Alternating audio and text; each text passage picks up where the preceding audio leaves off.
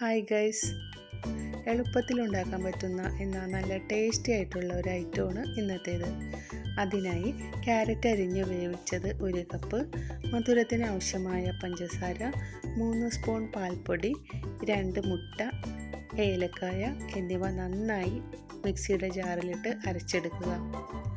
ശേഷം ഒരു പാനിൽ നെയ്യ് ഒഴിച്ച് കശുവണ്ടി മുന്തിരിയും നന്നായിട്ട് വറുത്ത് കോരുക.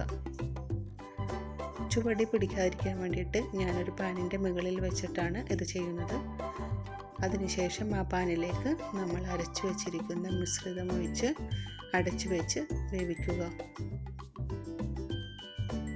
5 മിനിറ്റിന് ശേഷം തുറന്ന് മാറ്റി വച്ചിരിക്കുന്ന കശുവണ്ടി മുന്തിരിയും അതിൻ്റെ മുകളിലേക്ക് സ്പ്രെഡ് ചെയ്യുക. വീണ്ടും അടച്ചു വെച്ച് ഒരു 10-12 മിനിറ്റ് വേവിക്കുക. ശേഷം ഒരു സ്റ്റിക്ക് കൊണ്ട് വെന്തിട്ടുണ്ടോ എന്ന് ഉറപ്പുവരുത്തുക. ഒരു പാത്രത്തിലേക്ക് തണുത്തതിന് ശേഷം മാറ്റി നമുക്ക് ആവശ്യമുള്ള ഷേപ്പിൽ കട്ട് ചെയ്ത് ഉപയോഗിക്കുക. ഇനിയും ഇത് ട്രൈ ചെയ്തിട്ടില്ലാത്തവർ കമൻറ്റ് ചെയ്യുക, സബ്സ്ക്രൈബ് ചെയ്യുക, ലൈക്ക് ചെയ്യുക.